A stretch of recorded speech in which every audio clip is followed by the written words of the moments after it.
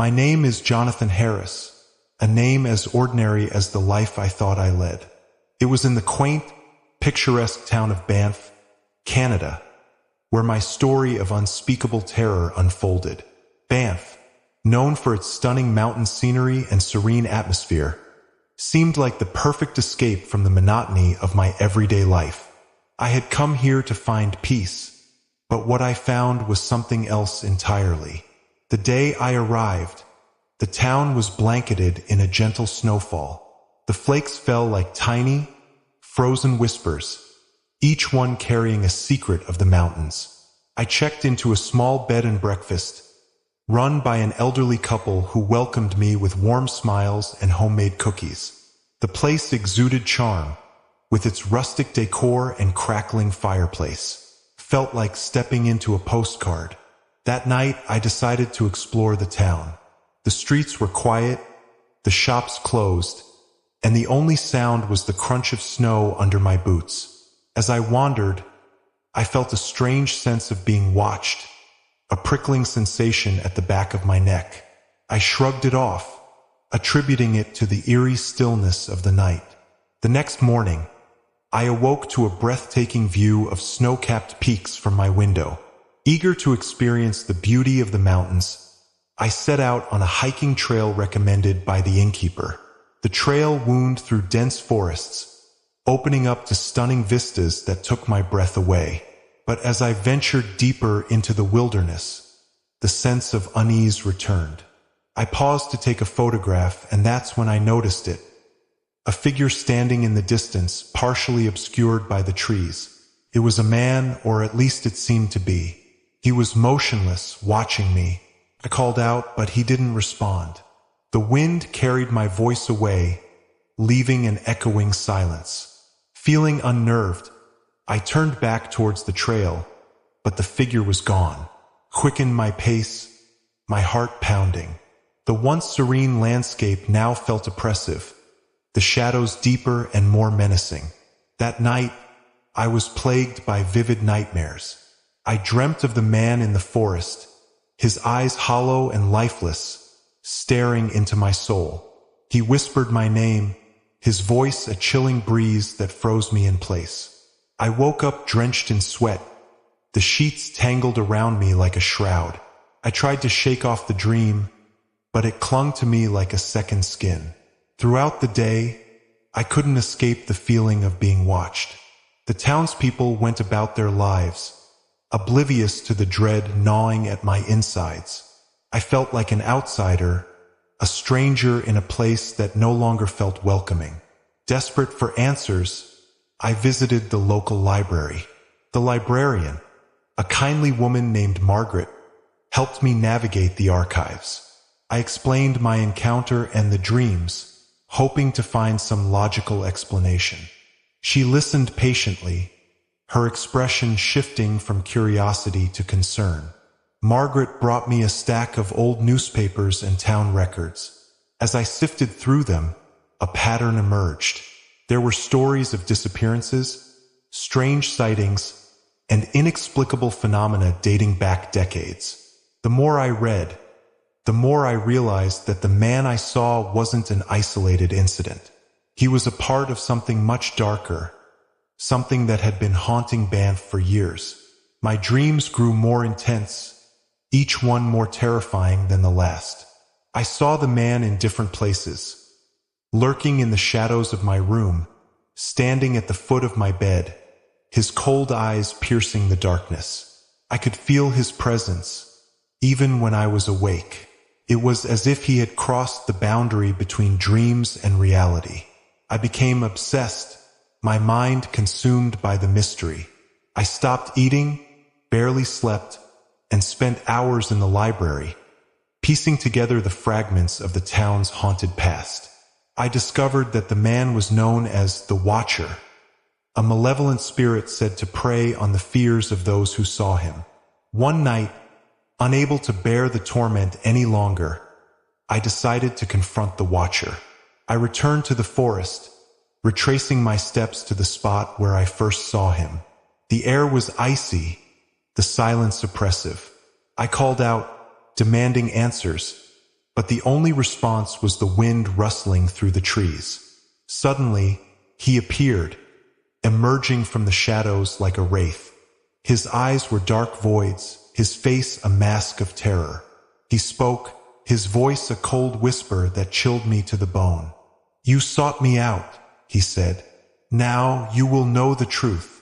In a flash, I was transported to a different time. I saw Banff as it was a century ago, a small settlement surrounded by untamed wilderness. The Watcher was a man then, a recluse who lived on the outskirts of town. He was shunned by the villagers, accused of dark practices and witchcraft. Driven to madness by isolation and fear, he had taken his own life, cursing the town and its people. His spirit lingered, feeding on the fear of those who wandered too close.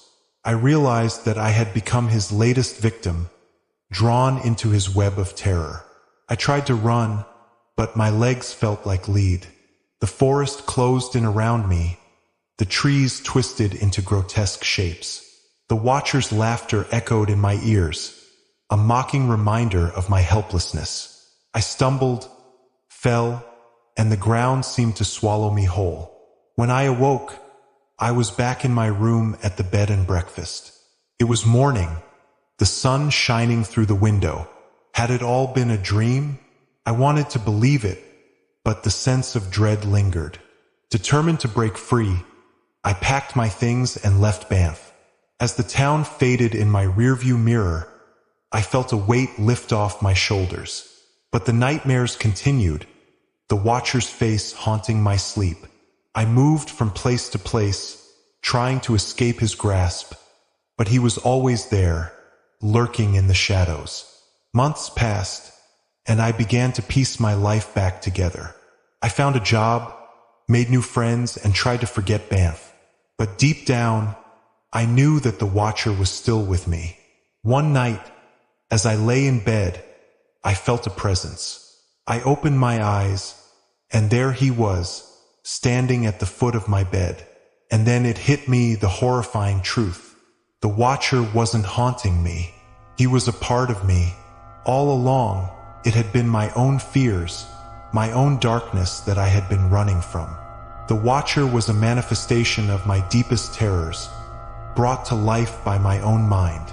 I realized that I could never escape him because he was me.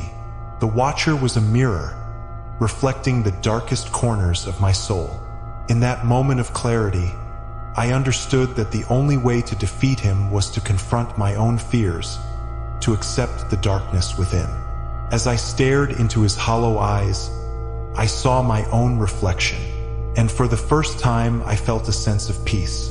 The Watcher faded, and I was left alone in the darkness, but no longer afraid. If you like this story, please consider leaving a like and subscribe to the channel. Now, the next story. My name is David Mitchell. I'm a journalist based in London, England. It was the middle of November, and the city was draped in its usual cloak of dreary rain and fog. I had been assigned a peculiar story that led me to the small, remote village of Pluckley in Kent, reputedly the most haunted village in England. My editor thought it would make a sensational piece for our Halloween edition, but I approached it with a healthy dose of skepticism. I arrived in Pluckley just as the sun was setting, casting long shadows over the ancient buildings. The village had a quaint charm, with its cobblestone streets and thatched roof cottages, but there was an undercurrent of unease that I couldn't quite place. I checked into the Black Horse Inn, a centuries-old pub known for its ghostly residents. The locals were friendly enough, though they eyed me with a mix of curiosity and wariness. That night, as I lay in my bed, I felt a strange heaviness in the air. The room was cold despite the crackling fire in the hearth. I dismissed it as my imagination, fueled by the eerie tales I had been researching. Little did I know, this was just the beginning of my descent into madness. The next morning, I set out to gather stories from the villagers. Everyone had a tale to tell, of spectral figures wandering the roads, disembodied voices in the night, and ghostly apparitions in the fields. One story in particular stood out.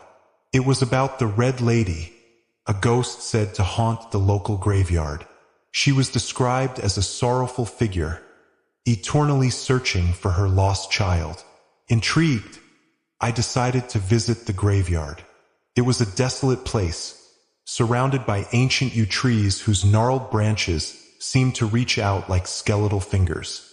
As I walked among the tombstones, I felt an overwhelming sense of sadness, as if the very air was steeped in grief.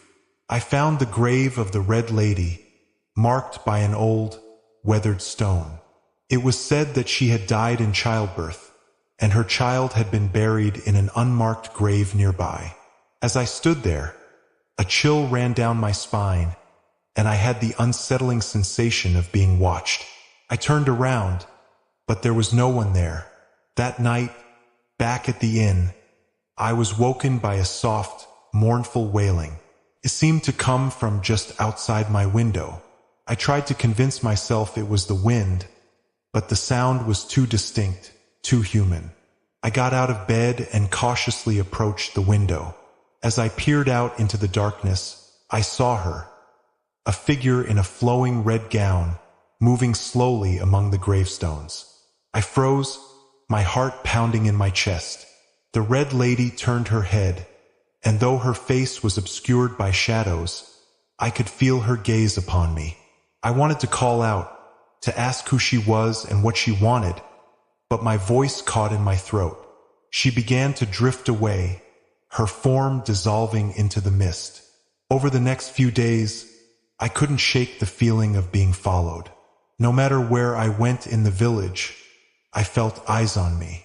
Shadows seemed to move just beyond my line of sight, and at night, the wailing continued, each time closer and more desperate. My sleep became fitful, plagued by nightmares of the Red Lady reaching out to me, her eyes filled with sorrow and accusation. I tried to find a rational explanation. Perhaps the stress of the assignment was getting to me, or maybe the stories I had heard were planting seeds of fear in my mind. But deep down, I knew that something was very wrong. The villagers seemed to sense it too. They grew increasingly distant, their earlier friendliness replaced by unease. In a desperate bid to understand what was happening, I delved deeper into the history of Pluckley and the legend of the Red Lady. I discovered that she was not just a ghostly figure, but a symbol of a dark chapter in the village's past. Her real name was Eleanor Gray, a woman who had been ostracized and blamed for the death of her child. The villagers had turned against her, driven by superstition and fear. Eleanor's spirit had lingered, fueled by her unresolved grief and the injustice done to her. The more I learned, the more I realized that my presence in Pluckley was not a coincidence. I had been drawn there, not just as a journalist, but as someone who could uncover the truth and perhaps lay her spirit to rest. Determined to find closure, I returned to the graveyard one final time. The night was bitterly cold, and the moon cast an eerie glow over the tombstones.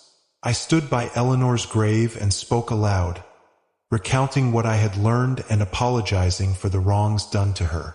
The air grew colder, and I felt a presence beside me. The Red Lady appeared, her form more solid than before. Her eyes were filled with tears, and she reached out a hand towards me. Trembling, I took it. A wave of emotion washed over me. Sorrow, anger, despair. It was overwhelming, and I felt myself teetering on the edge of sanity. The connection between us deepened, and I began to see flashes of Eleanor's life. I experienced her pain, her loneliness, and her tragic end. It was as if her spirit was merging with mine, her memories becoming my own. I saw the faces of the villagers who had shunned her, their cruelty and ignorance. But amidst the darkness, there was also a glimmer of hope. I saw Eleanor's love for her child, her resilience in the face of adversity. I realized that her spirit was not just seeking justice, but also forgiveness.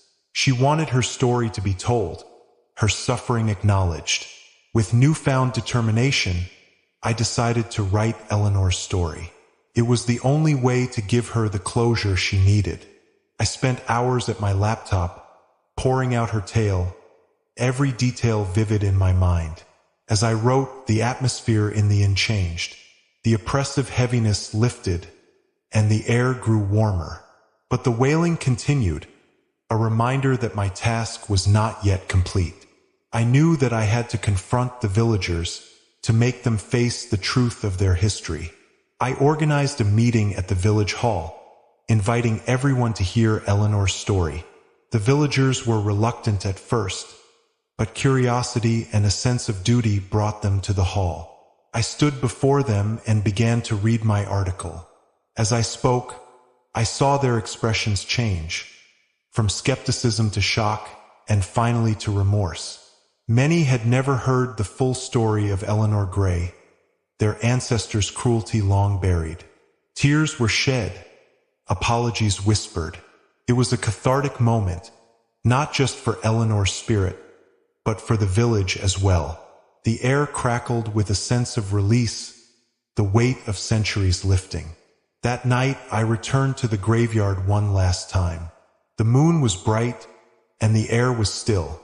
I stood by Eleanor's grave and felt her presence beside me. She no longer appeared as a ghostly figure, but as a warm, comforting presence. I knew then that she had found peace. As I turned to leave, I felt a sense of closure. The wailing had stopped, the village was at peace, and I had fulfilled my purpose. But as I walked away, I couldn't shake the feeling that something was still amiss. Months later, back in London, I received a package in the mail. It was from Pluckley, containing an old diary. It belonged to Eleanor Gray, detailing her life and the events leading up to her death. As I read through the pages, a chilling realization dawned on me. Eleanor's child had not died at birth. The villagers had taken the baby, hiding the truth from her. The child had grown up in Pluckley, unaware of their true heritage. I frantically searched through the diary, piecing together the clues. The final entry revealed a name that made my blood run cold. The child's name was David Mitchell, my name. In that moment, I understood the full extent of the connection between Eleanor and me. I was her descendant, unknowingly carrying the weight of her story. The hauntings, the sense of being watched. It was all Eleanor's spirit guiding me to uncover the truth. As I closed the diary, a cold breeze swept through my apartment. I felt a presence beside me, and a soft voice whispered in my ear, "Thank you." Eleanor's spirit had finally found peace, and so had I. Thank you for watching our new scary stories. We hope you enjoyed it. Share your thoughts in the comments below. For more stories inspired by real events or chilling fictional tales, click on the video appearing on your screen now or explore our other horror stories playlist. Don't forget to subscribe to our channel for more spine-tingling narratives. And remember, are you sure the shadows you see at night are just your imagination?